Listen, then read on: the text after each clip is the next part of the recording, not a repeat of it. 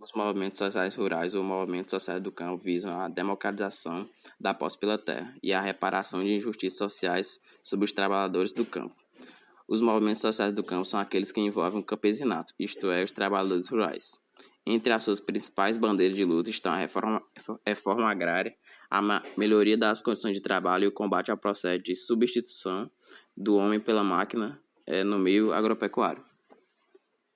Apesar de haver as mais variadas siglas, os movimentos sociais do campo constituíram-se historicamente a partir de duas principais frentes: as ligas camponesas entre as décadas de 1940 e 1960 e os movimentos dos trabalhadores rurais sem terra, MST, criado na década de 1980. As ligas camponesas surgiram após o final da ditadura militar do governo Vargas e estruturaram-se com base e orientações do PCB, Partido Comunista Brasileiro. Porém, foi somente durante a década de 1950 que as ligas conseguiram uma integração que envolveu quase a totalidade do país, através das organizações ou ligas regionais. No entanto, com o golpe militar de 1964, as ligas camponesas foram extintas pelo poder da repressão ditatorial. Desde a sua formação, o MST atua através da ocupação de grandes latifúndios e terras improdutivas, construindo assentamentos. Porém, é importante observar que esse é apenas o seu método de ação, e não o seu objetivo final. Após a ocupação, o movimento realiza pressão para que o Estado ofereça condições de infraestrutura básica, como rede elétrica e outros. Durante as ocupações, o MST costuma oferecer apoio às famílias, com a criação de escolas e cursos de formação política e de técnicas de cultivo e agricultura familiar, estimulando a organização dos pequenos produtores rurais em cooperativas.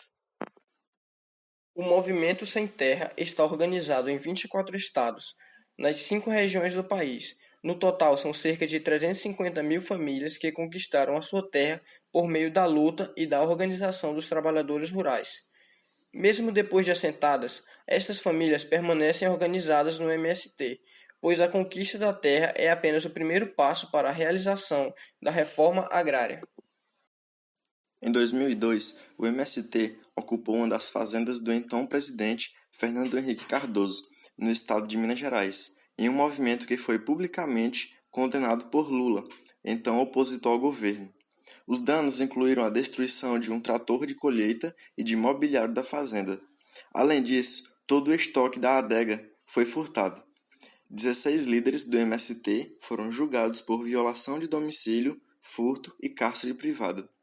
Em julho de 2003, o recentemente empossado presidente Lula declarou, a propósito das ações do MST, que se os objetivos são justos, os métodos usados estão equivocados e há uma radicalização desnecessária.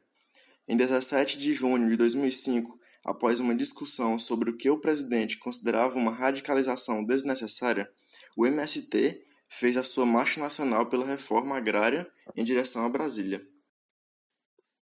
O MST procura organizar as famílias assentadas em forma de cooperação produtiva, em vista de melhorar sua condição de vida.